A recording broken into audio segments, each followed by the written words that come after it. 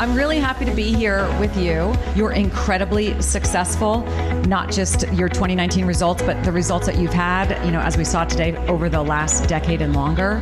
But I get to walk in and really experience your culture. This is such a special place. And you're just here celebrating your accomplishments. You're looking at numbers, but I can tell you what I see, which is this is a wonderful, warm culture. I mean, I immediately feel like I know you. You're all just nice and nice to each other.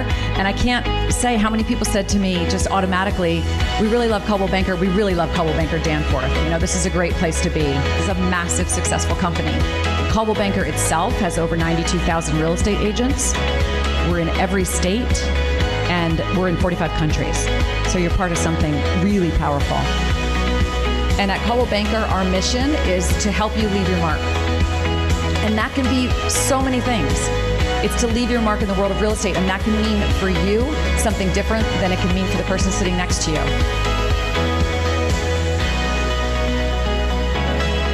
You really are Coldwell Banker, and I so appreciate everything you're doing every day to represent the company so well, because you are Coldwell Banker, and people are really attracted to our brand as a trustworthy brand full of integrity because of the way you conduct yourselves. So thank you for that. You're awesome.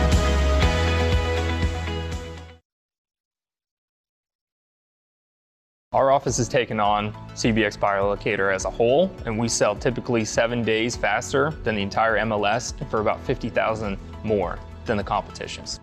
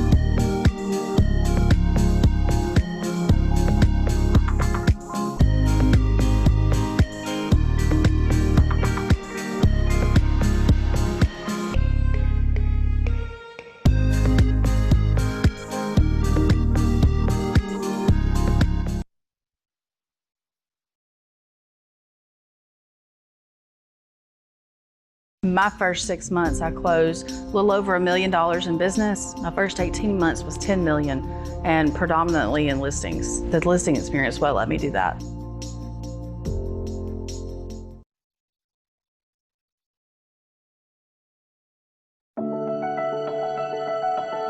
My name is Valerie Danforth, and I want to tell you why you should consider making the switch to Coldwell Banker Danforth.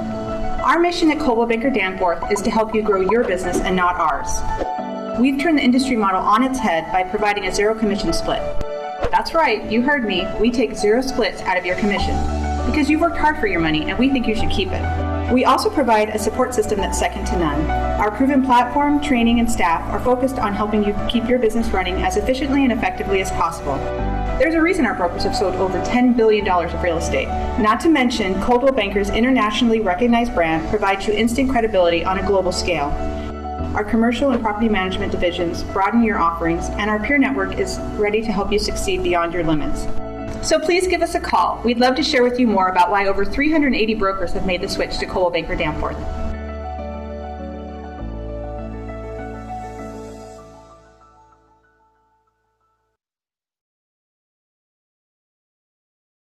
And I know that me and John, we went around to numerous brokerages, and what drew us to this brand was the power of our technology and the fact that no one else is doing this.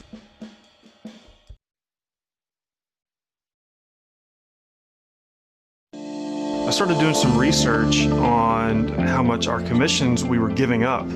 So I looked into Coldwell Banker Danforth and saw that we were going to make on average about $15,000 more a year than what we were making at the other Coldwell Banker franchise. I fully expected a complete drop-off in training and support because of that, but what we received here is far superior and surpasses anything that I've ever received.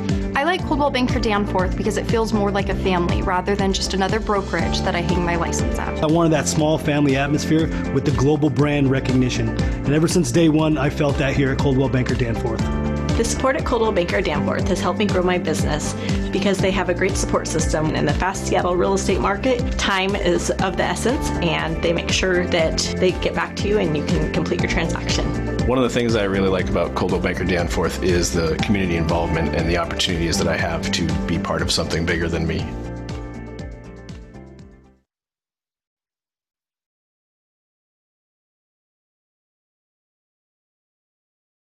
Well, welcome everybody. Thank you so much for showing up today on this beautiful August day. I know how busy you are. I just want to thank our brokers and all our guests for being here. I am Dave Danforth, the designated broker of Coldwell Banker Danforth, and we are going to have a great session today. So today's agenda will be really basic. I will do a quick update. We have a new marketing video I'm going to show you, and some stats, and then we'll get right into Clara, and then make sure you ask a lot of questions at the end. So let's get the next slide, Tom. So this, Coldwell Banker just put out this national campaign. This is fresh off the press. We have gone in and edited it and made it customized to Coldwell Banker Danforth, and I think it just turned out great. So let's go ahead and show that. Home is a place we've all seen a little too much of these past few months. But home was all we had.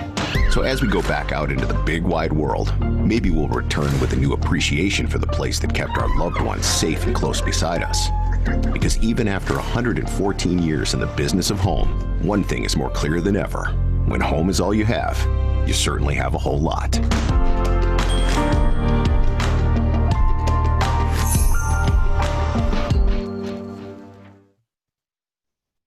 Yeah, I'm just so thrilled with how that turned out, and I think it's really timely. We will be pushing that out on our social media platforms, and you're welcome to do that also with the Coldwell Banker Danforth version of it. And if you want to customize it for your own social media, we can do that for just $35. So very inexpensive. Tom will be sending out an email follow-up of how to order that, but take advantage of that if you want. And I wanted to go over some stats. Now these stats are a little different than I've shown in the past. These are the weekly stats. So these are the weekly deals that are turned in to Coldwell Banker Danforth. And as you can see, the first quarter, we were doing well. And then COVID hit. You can see the depths of it, the March 28th. And then we bounced back. And as you can see, we are doing really well. We had a short week on July 4th, so that's why that number's down. But otherwise, you guys have just been doing great. Just so you know where I'm coming from, if it's any number north of 50, I'm very happy with it. Anything north of 60 is just awesome. So you guys are doing great. Now this accumulates those stats into monthly. As you can see, the first quarter was looking good, and then April, the new open deals was really down. May we're creeping up, and then June and July, you guys have just been killing it. So great job on that. And here is where the rubber meets the road. This is where the money comes in and you get paid. You can see the first quarter we were way above last year. Then April was down, and May was just awful, as you can see. And then June we're creeping back up, and July is really solid. And I expect August to be almost better than last August. So with the numbers you guys are turning in, so great job out there. You guys are just doing awesome. Very proud of you. Keep up the good work. And at this point, I'm going to turn it over to Tom because he will be running the Q&A with Clara. So I will turn it over, and I'll see you at the end of the session. So anybody that has any questions during the session, you've got the Q&A button at the bottom. Occasionally, Clara will ask you questions about how many of you think X or how many of you think Y. You can raise your hand for that, and then we'll be able to accumulate and say, oh, there's 20 people that thought that. But I will be interacting with Clara throughout the presentation, and if you guys type in a question, I will be interjecting that to get her to answer. She's a very interactive presenter. So with that, I'm going to turn it over to Clara. You can start sharing your screen and we're ready to go. Beautiful. Excellent. I love it. Wow. I love that first video you showed of the promotion of home. I think that was awesome how saying we all maybe have had too much of that, but now it's where we want to be. I thought that was fantastic. We're going to talk today a lot about value.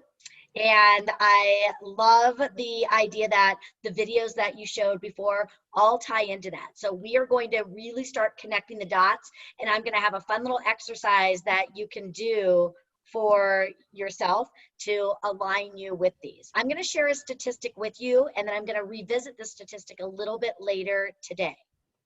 When we talk about value, people will pay for value. What we know is that about 15% of the population want the cheapest game in town. And when it comes to what does that mean for us in real estate, those are the ones that want the discount brokerage firm. Those are the ones that, again, they equate value with what it's going to cost me. And so we understand that there's about 15% that want the cheapest game in town. We then know there's about 5% that are totally fine with paying top dollar, and they also want you to know they can and they want to pay top dollar. What that leads us with is 80%. 80% of the people will pay a full fee when they deem there is value. So knowing our value, and the second part of knowing how to articulate our value is critical. Because when we both know our value and know how to communicate that with our clients and our customers, 80% plus the 5% gives us 85% of people will pay a full fee. So we need to look at how we are showing, demonstrating, explaining our value, and not focusing so much of our time on the 15% that are never going to understand that anyway. So we've shared a lot with Ninja over the past couple of months together. And one of the things that we really looked for in Ninja, one of the goals, again, is to help you run a smart business, help you to create sustainability and predictability in your business. The key to doing this is knowing how to provide value. And remember with Ninjas, it's about providing value both during the process, so with our current clients, and then also understanding how are we going to add value in between the transactions. The challenge is our value has to be somewhat unique. It has to be authentic to us. It also has to make sense to them. And every person, every transaction is still unique, because if it's not unique and if it doesn't connect with why it's important to them, it might fall onto deaf ears and be meaningless, meaning that they are not going to really see the value in this. The key is differentiation. And the beauty is there is a secret ingredient, and we all have access to that secret ingredient, because the secret ingredient is you. There was a study done years ago, and they looked at what is the probability of your uniqueness, meaning you being born on the day you were born, where you were born, in the city, the family, all of those things. And what they found is that it is a 1 in 4 trillion statistic that you were created the way you were created. And you know what? You're amazing. And we want to tap into the secret sauce that each and every one of us bring. Because when it comes to doing real estate, even though we have a lot of the same tools in our toolbox, no one can bring to the table you the way that you bring to the table you. You are amazing, and we want to be able to tap into who you are, your strengths, and your authenticity, because you want to start understanding that. So a question I have for you is, who are you when you're at your best? You want to start thinking about this. What does it mean to be you when you're at your best? When you are at your best, are you happy, confident, proactive, strong, detail-oriented, focused, energized? You know, we want to be able to really look at these things, because when you show up as the best version of yourself, no one can compete with you. And when you show up as your best, it's going to be different than other people showing up as your best. So for me, what it means for Clara to show up as her best is that I'm energized, passionate, prepared, motivating, and genuine. When I show up as my best, I am unstoppable because people connect with that and they work with these things. And that is how you bring in your amazingness. What we find is that there are really 3 C's to delivering value. It's how do we communicate that value? How do we connect with them, but also connect the dots between what we are bringing and how that's going to benefit them? And then we also have this word of convincing, not manipulating, not necessarily persuading them, but convincing them that they need this value.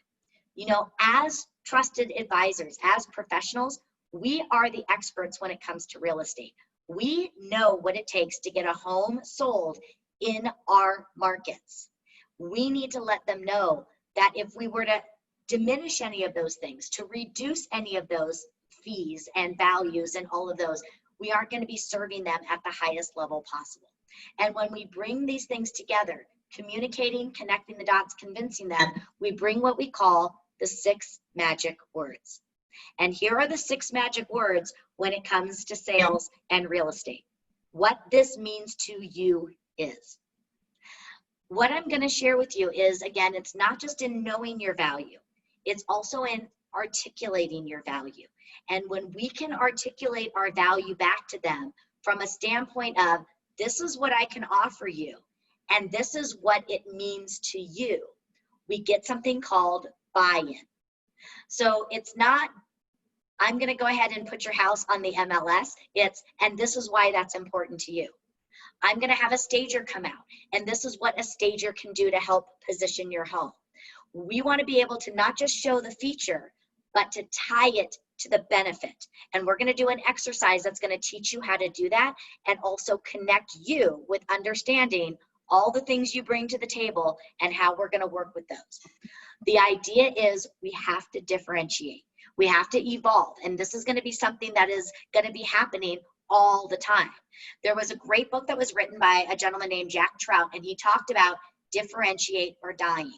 You know, and this is something that Coldwell Banker is amazing at, because they are constantly looking at how do we create new tools, new support, new marketing, all of these things to allow you to differentiate yourself from the competition. But then it's also going outside what the company brings and looking at what do you personally bring so that you can understand these. There has been studies after studies after studies, and what they looked at is they said there's really 4 areas where the public, the customer, judges us on are we bringing value to the table. And these 4 areas are recognition, reputation, relevance, and differentiation. What we want to do is we want to make sure that we are high in all of these. What they then did after they did the study, there was one company that did this called Young and Rubicam, and they looked at all of these, and then they said, what does this mean, and how does this connect with real estate as an industry? And what they found is that when they asked the public, we actually scored very high in the first 2, recognition and reputation. On a whole, the public saw that there were designations, there was a professionalism to it, so we ranked pretty high. But where we ranked low is in our relevance and our differentiation. What that came to me when I heard that is it showed me that in the public's eye, we are all created equal. Now think about that for a minute. I don't know about any of you, but I certainly have been on the other side of a closing table, and I know that I am not created equal. Sometimes I am very scared to be like, wow, that's who you have representing you, because not every agent is created equal. So we want to make sure that when we are sitting down at our consultations and talking with people and creating that level of service and hospitality that we bring, our people know that we bring the game in all of these areas, and that they know when they are working with us, we are a true professional.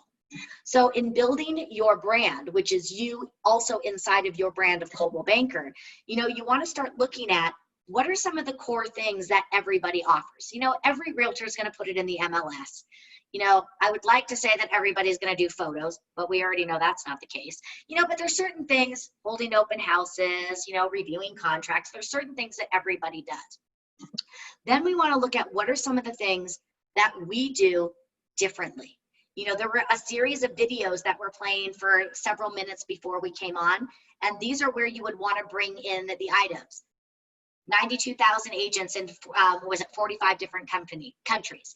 You know, the idea of, you know, knowing the target markets, the advertising that we're doing, all of these things that, you know, the company really brings in that differentiates us. And then also, do you have any designations and certain things that you do?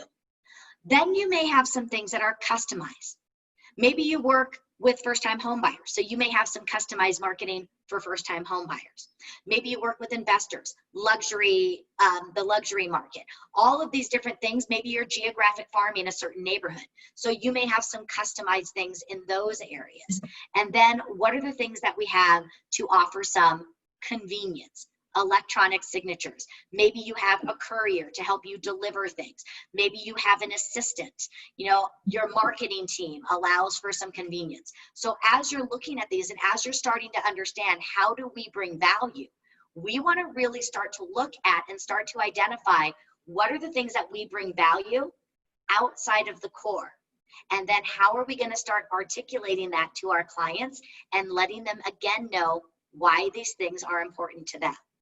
You know, we do electronic signatures, and let me explain to you how that can benefit. You know, this way, it doesn't matter what time of the day. It doesn't matter if you're out of town on business. We can always get items to you. You know, as a first-time home buyer, you know, you may be wondering about the process. I have a great flow chart that illustrates the process of the home buying process from start to finish. So as a new buyer, this can let you know how we're going to do that.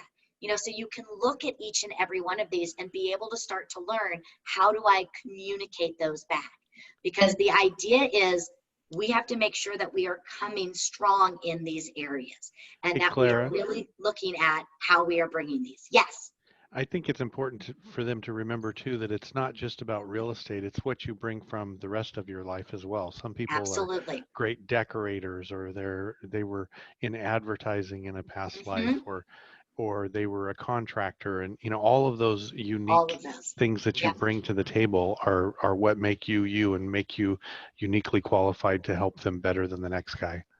Absolutely, because the one thing I love so much about real estate is, for a lot of us, we did something else before we got into real estate. Now, for me, that wasn't the case. I got into real estate right out of college at the age of about 23. But for many people, this is a second career for them. Everything you've done before, even if you didn't do anything before, everything we've learned translates. You know, even when I was working in high school and college in retail, I learned about customer service. I learned how to think quickly on my feet. You know, if you were a stay-at-home parent, you know, juggling all of those different items, negotiating with your kids and with your significant others. You know, if you were in the service industry, if you were in finance, all of those things that we've learned and those skills that we've honed, they translate into how we can add value to take care of us.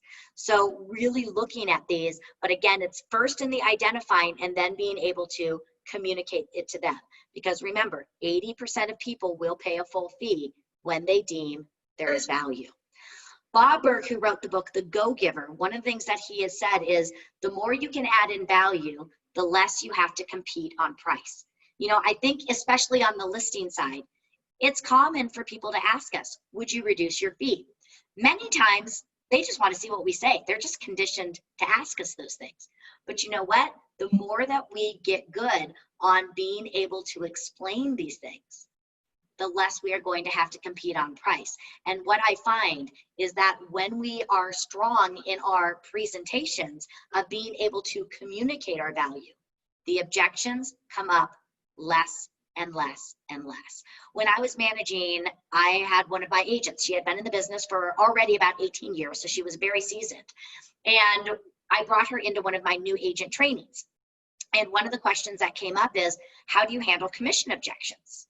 And she kind of sat back for a second and said, you know, that's really strange. I haven't been asked that question in years. And all of us were very shocked by that. So we asked her, we said, you know, can you go through and do a listing consultation for us here? Can we do a mock one? And as we listened to her, what we found is that she was basically closing us on her value every step of the way. When she got into talking about the market, and this is why you need to know about the market. This is why you need to price your home correctly. This is why you need to have an open house. This is why you need this type of marketing. Everything that she did, she brought it back to, and this is why you need it. And what we found is that she got rid of all the objections about price. And when we got to the point of, and the fee for this level of value is X percentage, they were like, yeah, okay, we need that.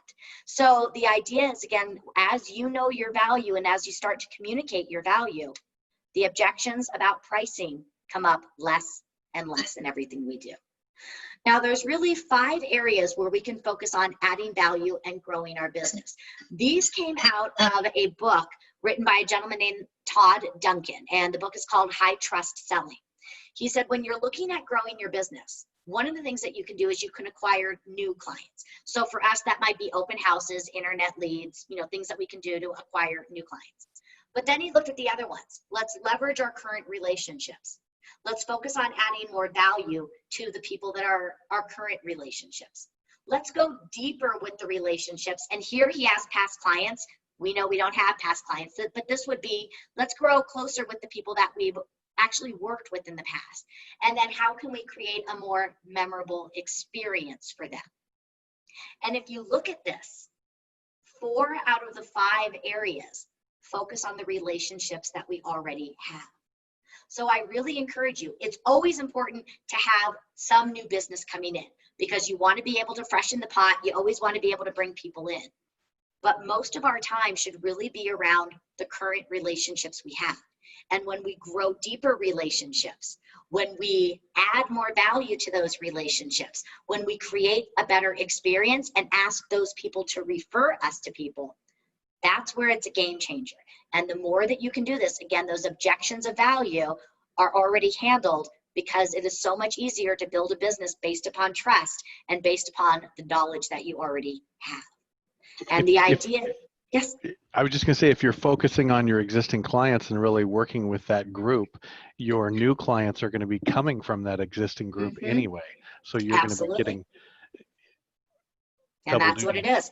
And again, the value that we bring and the way that we take care of our clients is 3 times more important than the pricing we have. So again, the idea is we should not be discounting our fees. Now, there are certain times where it may make good business sense, and you'll have to decide that for yourself. But in general, we shouldn't have to discount our fees because we know what it takes to get a home sold in this market, and the value is there. And the more we take care of our people and the more that we deliver value during the transaction, between the transactions, we aren't going to have to compete on this. And this is where, again, it's about positioning yourself, not as a realtor, not as a broker, but as a proactive, trusted advisor. We are going to be with you every step of the way and in between everything to make sure you are always taken care of. And the idea is you've got to show up every day, again, being the best you possible. Because when you are the best you and you focus on being the better you, things come to place. Because having more, being bigger isn't always better. And you can think about this just in the retail market. You know, the #1 wine in the world is a wine called Franza. Now, I don't know if you're familiar with Franza, but this is the #1 wine in the world as far as sales. It's in the box. Now, I know box wines have come a long way, but I would venture to say, I'm not a sommelier or anything, but I would venture to say that Franza in the wine box is not the best wine in the world, but it is the best-selling wine. You know, the #1 hamburger, I think we all would guess, good old Mickey D's. It's not the best hamburger in the world. So again, working with more people or putting more out there isn't always better. What we want is we want excellence. We want to deliver value for whatever that means for us, and that's what helps us to grow in what we're doing. Now, one of the things that oftentimes you hear in trainings is, again, let's highlight and let's bring out our strengths. So this is an exercise I want you to do wherever you are. Just jot it down on a piece of paper, just even think about it. What would you say are your top strengths as a trusted advisor? Being detail-oriented, negotiating, maybe being a great listener, you know, whatever it is. So I'm just going to give you, I don't know, maybe 30 seconds and just kind of go through, jot down, what do you feel are your greatest strengths? So I'm just going to kind of be quiet for about 30 seconds and let you just jot down some of those.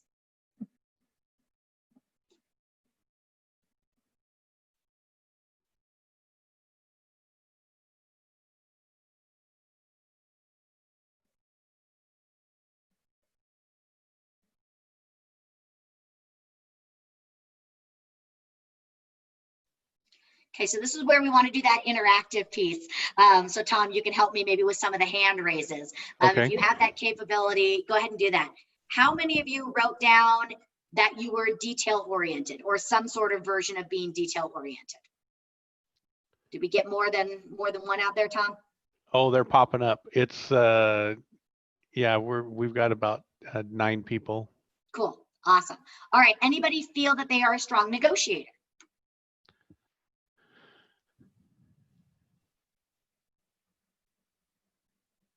How are we doing with that one?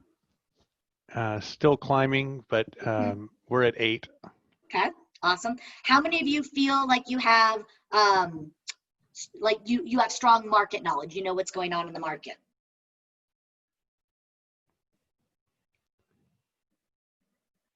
You getting some hands there? Well, we've got a winner in the horse race so far. That was at 11. Yeah. Okay, so you can kind of see where I'm going with this. I don't need to ask anymore.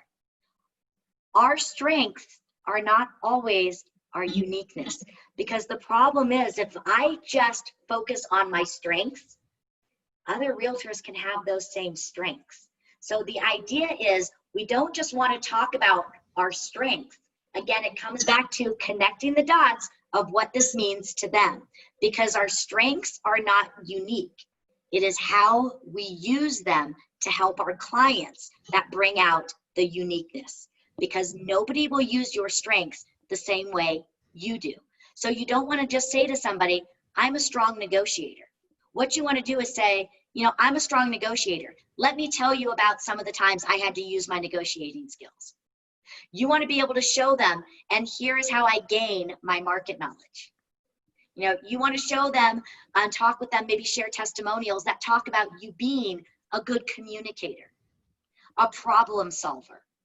You know, so the idea is don't just rest on your strengths, because that's what so many people do on their flyers, on their websites, on their testimonials. You know, I'm great at problem solving. I'm a great presenter. You know, I'm strong at that. They're like, yeah, well, so are the other 5 people that I talk with, because the average person knows 10 to 12 real estate agents. What's really important is that you listen to the client in the beginning to find out what's important to them, and what of your strengths are going to help them meet their goals. How are you going to be able to uniquely get them across the finish line, whatever that may be for them? Yeah, one of the things that we encourage our people to do, and when I come in person and we do the full installation, you know, one of the exercises we do is we encourage you to have a pre-listing consultation. And one of the questions we ask them are, what are the 3 things that are most important to you in hiring a trusted advisor? I think a lot of us already asked that question, but it's listening, because now when I sit down with them in person, if they've told me marketing, communication, negotiations, whatever it is they tell me, I definitely want to make sure that I'm highlighting those when I'm sitting down and going through my consultation with them. So, because again, it's not about what I think is important, it's about what it is that they feel is important and what their needs and goals are, and how I can provide the tools to get there. Because the reality is we're not defined by our strengths or what we do. You know, we're defined by how we use them and who we are in helping them. So here's where I want to come into an exercise. So what I want you to do, wherever you are, I'll get you started on this, but this is going to be homework for you. So I want you to get a piece of paper. If you have a piece of paper, you can draw a line down the middle, or you can even just get a piece of paper and just fold it into 2 columns long ways, so that you'll now have 2 columns. What I want you to do on the column on your left-hand side is I want you to write the word feature, and you'll see it up here on the screen. On the top of the right-hand column, I want you to write the word benefit. So here's how it works. The feature is what you bring to the table. The benefit is why this is important to them, how this is going to help them. So this is exactly what Tom mentioned a few minutes ago. It is going into your toolbox and listing out everything that you can bring to the table, and then identifying how that's going to benefit them. So some of the features are going to be company features. Again, we named so many of them, you know, in the videos when we first started and talking about those. You know, looking at, you know, being in the business for 114 years, you know, we're not going anywhere. Again, being that we have global, presence, you know, the tools that you have for marketing, all of those things. So you want to list down all of those features, and you want to go deeper. The feature could be how long you've been in the business. Then it could be what kind of strengths or skill sets do you have? Do you have any designations? You know, again, were you in financial planning so you understand, you know, finance and numbers? Were you maybe a software engineer so you're extremely detail oriented? Were you a bartender so you've got great communication skills, you're a great listener? It doesn't matter. You want to do a complete mind dump of everything you bring to the table. Then what you want to do is you want to go to the benefit side, and this is where you connect the dots so that as you explain the feature, you know how to explain the benefit. The feature is not the important piece, it's the benefit. So I'm going to go back as an example of time in the business. And Tom, to make it easy, why don't you kind of play with me on this, and you can kind of help me with this. If I say to you that my feature is that I am a brand new agent, what could be some of the benefits to my clients of me being a brand new agent? You have more time, and you're going to be able to dedicate more time and energy to their listing. You don't have a bunch of bad habits. You're probably going to be better with the new technology because you were more recently trained. Excellent. So now on the flip side, let's say I've been in the business for 20 years. What could be some of the benefits? There's not a lot of things that I haven't seen. I've been there, done that. I have lots of contacts. I know people that can help you with X, Y, Z. Yep, exactly. I have good relationships with a lot of brokers in the community. Exactly. Thank you for doing that. So again, you can see it's not the feature that's important. The value comes in the benefit. And we want to really work on these, because if you do not know what makes you valuable, it's going to be really hard for you when you're talking with them for them to understand your value. So I really encourage you, after our time today and blocking out some time, maybe now between the weekend when you're doing your business planning meeting with yourself, is to really sit down and do a deep dive on this, and to really start to get specific and clear on the value that you bring. And if you have a feature but you're not sure how to explain the benefit, use your team. Email me, call me, go to your leadership team, go to one of your peers and say, I know this is a benefit, but I'm not really sure how to explain this. This is what my agent Gail did, is she knew her features, and as she sat down at those consultations, it was feature, benefit, feature, benefit. So by the time she got to the commission, they were ready to sign on the dotted line because they saw the value and they knew they needed that value. If you have a hard time getting started on your list, look to friends or family and ask them what they think your strengths are. What do you do well, or what do you bring to the table? And that'll kind of get the ball rolling. It's a great exercise, and a lot of people, do recommend that, and it's a really great way to start. I do this exercise with my coaching clients, and it has just been like a game changer and the light bulb moment, because we see the value, but again, it's in that articulating of the value for them so that they see it too. Because as we work on this, the idea is, again, to create that wow experience for people, that fabled service, so that they are the ones talking about it. Because the reality is, people are going to be talking about us behind our back. We want to make sure they're saying good things about us behind our back. So it's in knowing these things and creating that experience, and part of that is knowing our value. So working with this as we go forward. So now what we want to do is, again, we want to start to scale it down even more, because remember, the idea is we want to really focus on building a relationship business. So what we want to do is we want to start then saying, how can we add value specifically with our target audience, and how are we demonstrating it? So I encourage you to start looking at, how are we bringing value in to our personal sphere? Is it birthday calls? Is it lunches, coffees, events, whatever it may be? What are we doing for our service providers to take care of them, to add value to them? The people that have worked with us, creating experiences for our open house people, any networking groups that we go to. I had one of my agents, and what she did is she belonged to a BNI group. And what they did every week is they had, one of the members was highlighted. And generally what it looked like is, hi, I'm Clara, I'm a realtor, I'm really great, I love what I do, I've been in the business for 25 years, use me. You know, that doesn't do much to show value. What she did is she stood up and she said, listen, we're all in the referral game here. All of us want to build relationships and build referrals. I grew my business by 30% last year, and it was all by referrals. Let me show you how I did that. And she hit on the 3 things that she did.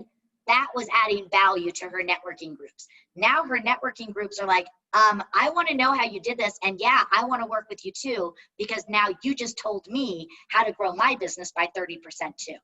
So again, we want to make sure we're constantly bringing value. And then in any of the other areas that you work, if you work with internet leads, relocation, whatever it may be, geographic farming, create that experience, make sure that we are always adding value. Because if we are not adding value, we are just taking up space. And again, the average person knows 10 to 12 realtors out there. How are we adding value? Because that's what's going to allow us to stay top of mind for them when they or someone they know needs somebody to help them. So don't take up space. Make sure we are always adding value as their trusted advisor. So again, know what makes you unique. Over deliver in these areas. Know your audience, know your target audience and who you are serving, and make sure that you have those raving fans, those fanatics that are going to be happy to help share your story in these areas and connect you with other people. So let's talk about this target audience. And let's talk about really serving these people. Again, when we looked at the 5 areas to grow our business, you're always going to have the outliers that come into you from the outside areas, but we want to focus most of our time on the relationships that we currently have. We want those that you know, like, and trust you. We do not need them all. So I want to come back and bring back what I started talking off with. Again, 15% of people out there want the lowest game and the lowest price in town. 5% will pay top dollar, but 15% will, or I'm sorry, 80% will pay a full fee when they deem there is value. And they determine value to be a correlation between price and quality. One of the things that blows my mind when I sit down and watch agents and teach them, and I saw this a lot when I was managing, we would spend 90% of our time trying to convince the 15% how great we are and that they really should work with us and pay us a full fee. They're never going to care about that.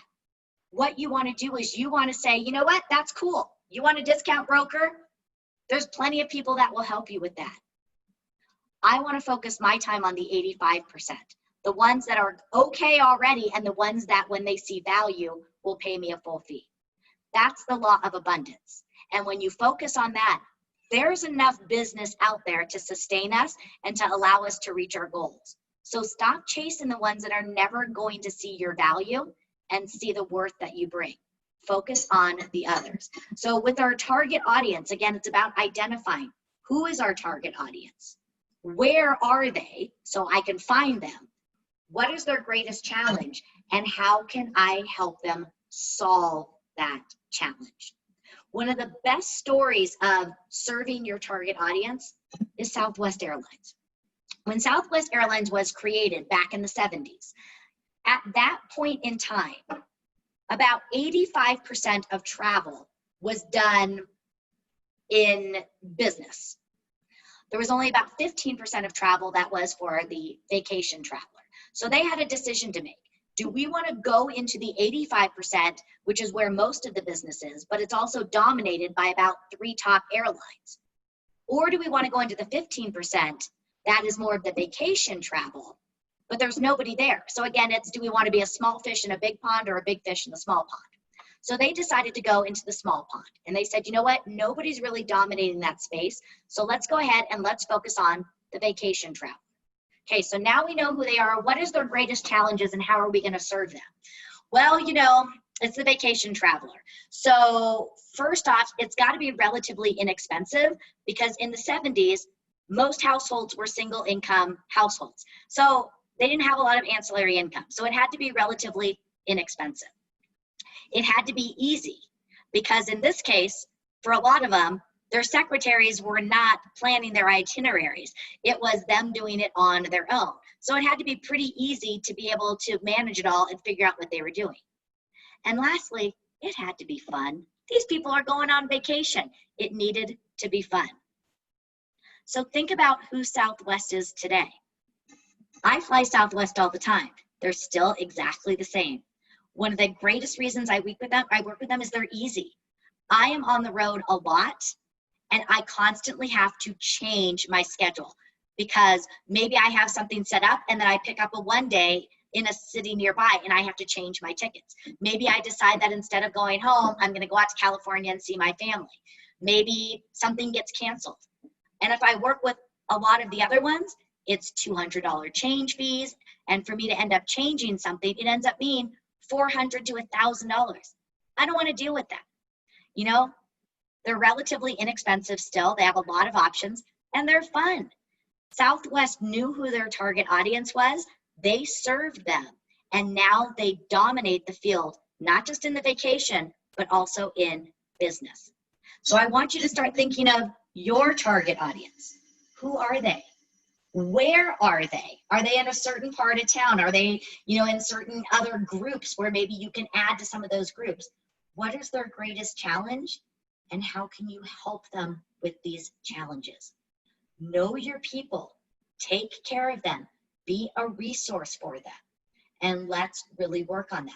You know, right now, when I'm looking at my clientele and my personal sphere of influence, one of the greatest challenges they have is the online schooling. You know, their kids aren't going back to school. They don't know how to do this.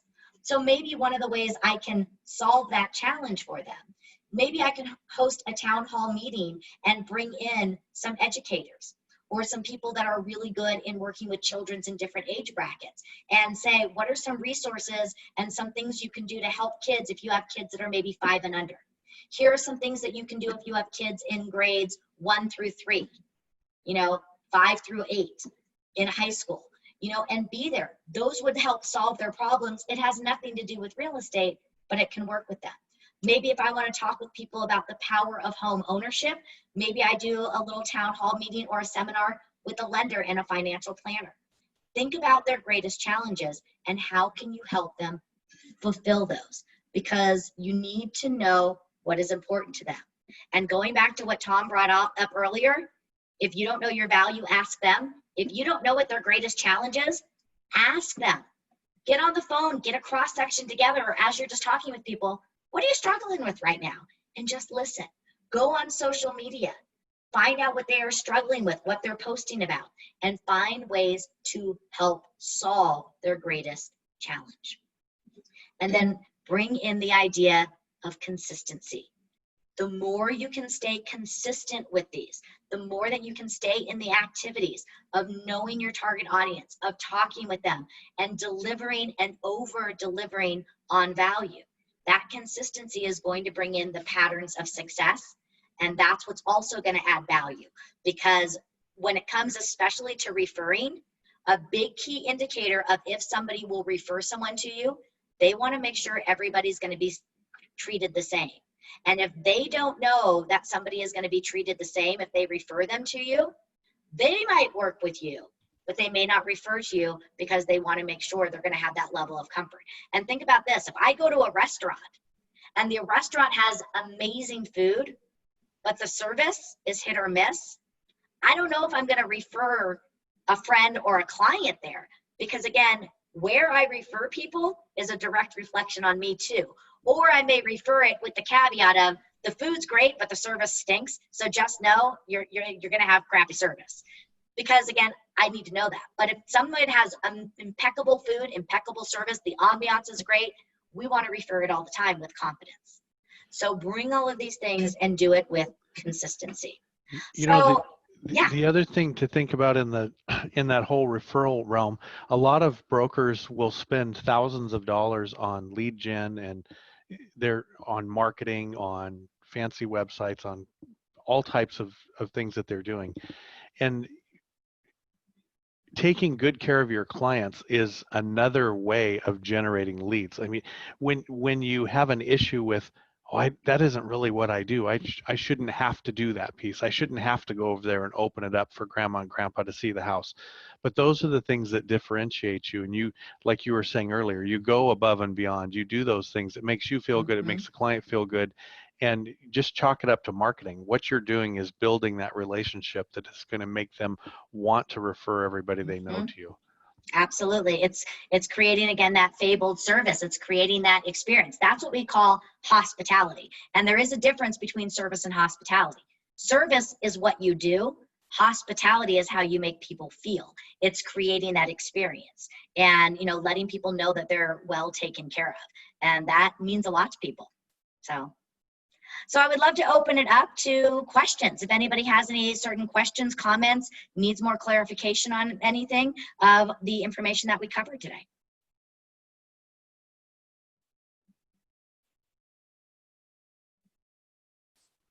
Everybody's been pretty quiet on the questions. They did a good job of raising their hands, but nobody's been typing a lot of questions in there. Well, so any other thoughts that you have, Tom? Anything else that, what was maybe a takeaway for you? I know even though you've been in the business for a while, was there something that stood out for you? Well, it's reinforcing. It's one of those things, a lot of these trainings that you go to, people will come in and say, well, there wasn't anything really earth-shattering in that. Well, that's not what it's about. It's not the difficult things that make you stand apart. It's remembering the little things and getting back to the basics. You don't have to be a rocket scientist to be a great broker. You have to be good with people and provide good service. And that is a whole lot of little, very simple things, but you do have to remember and do those simple things. So we do have a couple of questions. Actually, no, just no questions. Great presentation. Clara, I love the feature benefits activity. Thank you. You're welcome. So we have a couple minutes here, so I would love for you to talk about real quickly what the training next month will be, and then talk a little bit about the live event that we're going to be doing at the point that we can finally have a live event in the state of more than 3 people with masks on. Yes. I am happy to do that. Can you do me a favor, because I don't have my calendar in front of me with the title of our class, and what is our topic for next time? I can. I will. Good. I'm scrolling back in the slides because it's in here.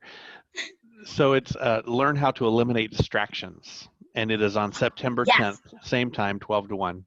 Oh, one of my favorite classes. So, the truth is distractions are out there.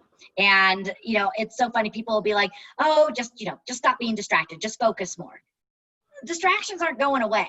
So if we truly want to go from point A to point B, it's not about getting rid of the distractions. It's learning how to minimize them. And so what we really want to do is get some strategies on how to be more focused, because what I'm finding is that people are losing between 2 and 3 hours a day by being distracted. And as a coach, one of the things that people always tell me is, oh, if you could just find me, more hours in the day. And I can't, by minimizing distractions, because multitasking doesn't exist, just pretending they're going to go away. We've got to have some strategies. So we're going to talk about the pitfalls of distraction so we can understand why they're so detrimental to us, and then also give you some great strategies to better manage them. And then, go ahead. I was just going to say, Heather did pop in with a question. She wants to know what your definition of a good negotiator is. For me, it's about, helping them find clarity. I'm a big proponent of they already know what's best for them, and my job is not to make decisions for them. We control the process, they control the decisions, and my job is to help them get all the information and education they need to make the best decisions possible for them and their situation. So it's lining out all the options and choices, helping them make understanding and connections between, if we do this, this is what could happen, so that it's about finding agreement, not winning. You know, it's making sure that all the parties feel like they were heard, they were acknowledged, and can leave that negotiation feeling like they got something, and that it's a decision that they feel good about and that they would make again if they were in the same situation. To me, the best outcome is when you take the time to find out what is important to both parties. That everybody has a different motivation, and you can't make an assumption that you understand. The seller, the price might not be the most important issue. It might be the time frame of having, they don't want anything faster than a 60-day close because they've got a new home, or there could be some other situation. It's possible that it won't be the price or the timing, but they love their property so much they want to make sure that whoever gets it is going to take good care of their baby. I mean, if you find out what their hot button is, and then you're able to demonstrate that you're going to fulfill those, they're going to be a little more pliable in helping you with whatever the buyer needs when you're representing the buyer. Very true. We have a few more comments that have popped in. Jack has added that thinking about value, if you know your value, it builds your confidence as a business pro. Doesn't confidence win the client? And then Amy asks, how and where can I promote my value before I'm talking to potential clients? Oh, that's a great question. And you might have some information too, just from some of the other tools. There's a concept that we have in Ninja that is showing is better than telling. So I think, again, showing your value by creating yourself as a resource. I remember it was several years ago when a lot of people were, doing their own websites. And rather than just talking about herself, one of our ninjas, she made her website more of a place of a resource. So yes, it had some information on real estate, but it had community information. It had, frequently asked questions about things that were going on. It had blogs about, restaurants and other things to do. So the more that you can position yourself as a resource, so maybe even on social media, posting some things on social medias like articles, or highlighting things in the community, highlighting other vendors. I think with testimonials, it matters who says it. So having maybe other people be willing to post testimonials or make comments and things like that, when you're showing your value about talking about the market, talk with them about what's happening in the market first and show them those, because if we can connect them and talk to them about what's really happening in the market, they're going to see our value as being someone that really knows what's going on. They're going to feel more confident in trusting us about pricing and things like that. Anything else that you can add, Tom? Well, I actually, I know Amy. Amy is an amazing new broker. She has been with us a few months. So that's why she's saying not working with potential clients yet. But this woman is driven. She is very organized. She's on it. And she has a lot of the traits that are going to really play well for her as she moves forward. And she's being mentored by one of our great mentors, Kim Harlington, who is a real estate attorney. So the beauty of that is you're basically in a team with a real estate attorney who is one of our top brokers in our Federal Way office, and you can leverage that as well. I can't imagine that there's anybody that knows her very well that doesn't know that she's organized and driven, and those are traits that they're already going to know. And because you're just starting out, those are the people you're talking to, the people in your sphere already. Great. Love it. So I think, I interrupted you when you were talking about the next class with some questions. Yeah, that's okay. if you once you finish up with that, then we'll talk about the live event. And well, yeah, and I think I did. It's about really, okay. again, identifying your biggest distractions, and then we'll give you some strategies that will help you manage those so you can be more focused and therefore more productive. Great. Okay, well, it looks like we have run out of questions and we'll be ending about 5 minutes early. So once again, thank you everybody for coming. This was recorded and it will go out in the wrap-up meeting, and I'll make sure. There were several people that got on after that did not see the videos at the beginning that were running before the event, and so I'll include those in the recording that we do, and there'll also be a sign up for the next event. So now you're just getting a lot of really great today. Thank you. You are so welcome. Oh, and then there was a request. Could you talk about the live event more, please? Sure. So the Ninja installation, that is the 4-day training where you get the whole Ninja system, and that is done in person. We are not able to do that over the web. So we are hoping to do that as soon as we get the clearance to do that. It looks like, based upon the way things are going, it's probably going to be, knock on wood, sometime in the first quarter. But we really go deep. One of our goals as Ninja members is to help you build a smart business. So we're going to talk about giving you the mindset of a champion, and we're going to spend a lot of time just really working on allowing you to show up the right way in your performance quadrant, doing your business planning and building the confidence and the mindsets that you need to go forward. We're going to talk a lot about the Ninja system as far as building a business strategy. So we're going to talk about how to stay in flow, how to add value, and how to do that in the scope of your audience and putting your optimal days together. So we're going to talk a lot about, time management and how to make that work. Day 3 is all about working with sellers, and we're going to share the 16-step Ninja selling process. And then the last day is all about working with buyers, and we're going to go through the 10-step buyer process. And it's truly amazing. It was a game changer for me so much that I left, my job in leadership and joined on with Ninja, and it's been so wonderful. But the biggest thing that I love the stories of increased business. Don't get me wrong. It's nice when people are saying, oh yeah, I increased my business 20, 30, 60%. But I really love how it changes their life. I love when they come back and say, I was burning the candle at both ends, and now I really understand how to run a business, but I've also taken more vacations. I have better relationships with my family. I feel much more calm. I feel more purposeful.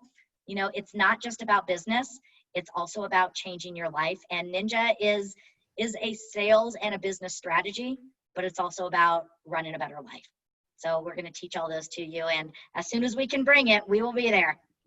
And we read the book as the management team a couple of months ago, and it's great. It's not just about real estate. It's really a fundamental way of interacting with human beings. It works in the family environment, the neighborhood environment, every environment, and it's just it's a much easier, lifestyle. calmer way to get along. Yeah, for sure. So now there's another question on the live one. Do we know if this is going to be in Colorado or Washington? The live event that we'll be doing will be here in Washington. That's why it's kind of up in the air as to when we'll actually be able to do it. We were initially planning on doing it in the fall, and we need at least a 90-day, Ninja needs a 90-day heads up ahead of time. And so we just don't know what Inslee's going to be doing with our events and live gatherings. So it's probably it looks like it's going to be in the spring at this point. Yeah. So, but we'll do it as soon as we can. Okay, Dave, did you have any closing comments? No, just a big thank you. This is great stuff. It's comes back to the basics, doesn't it? And just giving great value and listening and showing your value. But it's just such a great reminder, and I appreciate you coming on and taking your time, Clara. It's really good for us to hear, and hopefully all of our brokers are loving this. I know I am. So thank you so much. Oh, it's my pleasure. I cannot wait to come and see you guys in person and bring the live event. You guys are going to love it. So as soon as we get the okay, we will be out there. Great. And I'm getting a big Dungeness crab like every night because that's my favorite. Hey, I do want to share one more thing with everybody. Clara does this thing. It's called a moment of clarity, and I just love it. You can search for it on YouTube. They're all less than a minute. It's just a real quick little video, and they're always very thought-provoking. They're great. So take a minute and go check it out on YouTube and share it with some friends. They're very nice, uplifting little messages that she does every week, and I really enjoy them. Oh, thank you. Yeah, those come out on Friday, so they're also on my Facebook page. Again, YouTube, my channel is Moments of Clarity. But yeah, they've been fun. I love doing them. All right. Well, thanks, everybody. Have Take a great care. day. Bye-bye. All right. Bye. Bye.